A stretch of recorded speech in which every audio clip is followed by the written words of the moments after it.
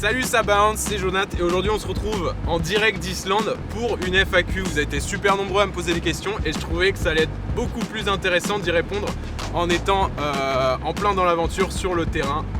Donc c'est parti, première question.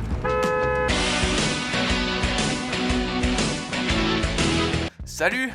Salut! Tu préfères photographier des paysages ou des portraits? Des portraits? Quel a été ton premier appareil photo et lequel conseilles-tu maintenant? Si tu devais conseiller un premier objectif pour des débutants, ce serait lequel? Quel a été ton appareil quand tu as commencé la photo? Avec quel appareil? C'est quoi ton appareil? Du Nikon D5. Vous êtes super nombreux à me poser des questions sur le matériel, mais sachez que c'est pas l'appareil qui fera la photo à votre place. Ce qui est important, c'est d'avoir un matériel qui correspond à votre niveau. Donc si vous débutez, moi je vous conseille d'acheter un réflexe d'entrée de gamme de la marque Canon ou Nikon avec un objectif de base, donc un 18-55 ou une focale fixe de type 35 mm ou 50 mm. Moi j'ai commencé avec ça, un Nikon D3200 et un 18-55 et ça m'a très bien aidé et ça m'a suffi jusqu'au jour où j'ai commencé à devenir un peu plus exigeant envers mon matériel et aujourd'hui je travaille avec un D750 et un 24-70 2.8. Voilà. La liste de tous tes voyages? Je sais que quand on regarde mon compte Instagram, on peut penser que j'ai fait un peu le tour du monde, mais non, je suis resté principalement en Europe. On a fait 3 road trips en Europe, un premier en Espagne, un second un peu partout en Europe, donc on a fait Pays-Bas, Belgique, Allemagne, France, Espagne, Italie, Slovénie et Suisse, et on a fait un troisième road trip uniquement en Suisse, et là le dernier voyage donc en Islande. Quel est le plus bel endroit où tu as pu voyager et ta destination de rêve? Évidemment l'Islande, qui est vraiment incroyable.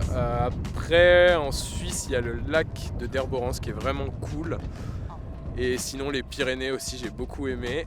Mais dans l'ensemble, je trouve que chaque paysage dégage une ambiance différente. Donc certes, il y a des préférences, mais chaque chose est à faire.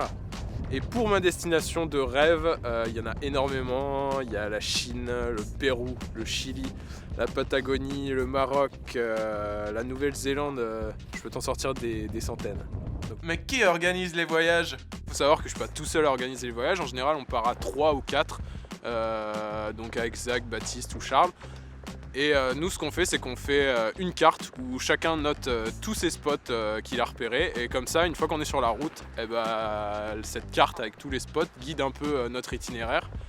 Mais sinon, en soi, il n'y a pas tellement de grosse organisation. C'est plus au jour le jour et on se fixe pas vraiment de gros objectifs ni d'itinéraire très précis.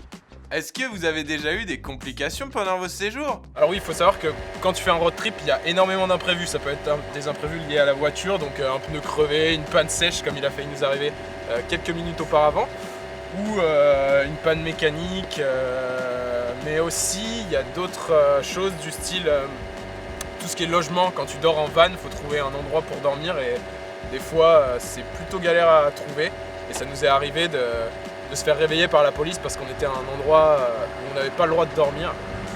Donc oui, il y a beaucoup d'imprévus et de complications pendant les voyages, mais ça fait partie de l'aventure et ça marque un road trip ou un voyage et c'est ça qui est cool. Que conseillerais-tu à quelqu'un qui veut travailler dans la photographie? Alors je pense que l'essentiel pour se lancer dans la photographie, c'est d'abord trouver une source d'inspiration et ensuite ça te permettra de trouver ton style photographique et ensuite de progresser. Et sinon aussi, ce qu'il faut faire, c'est surtout pas écouter les gens qui vous diront que c'est trop compliqué, qu'il n'y a pas de travail dans la photographie, parce que ce n'est pas vrai.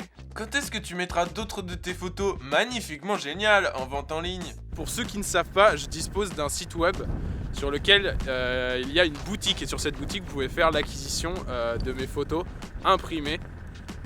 Et à chaque voyage, je rajoute de nouvelles photos sur ma galerie et sur ma boutique. Donc il y en aura très prochainement qui vont arriver puisque là on est en Islande et on fait des photos. Donc ça arrive très vite.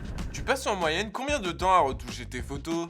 Alors ça va vraiment dépendre du type d'image. Il y a des images où ça peut aller très vite et où ça peut me prendre peut-être 5-10 minutes. Et il y a d'autres où je vais vraiment me concentrer à fond et où je vais mettre peut-être 30-45 minutes à les retoucher.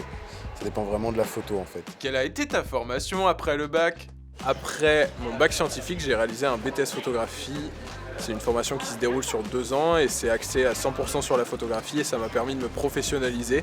Et du coup aujourd'hui je suis photographe freelance et c'est mon métier. À quand le prochain road trip? Eh bien écoute, je sais pas où ni quand sera le prochain road trip, mais je pense qu'il va arriver assez vite. Voilà, on arrive à la fin de cette FAQ, j'espère que les réponses aux questions vous auront plu. En attendant, je vous dis à très bientôt et j'espère que vous serez présents pour suivre nos prochaines aventures.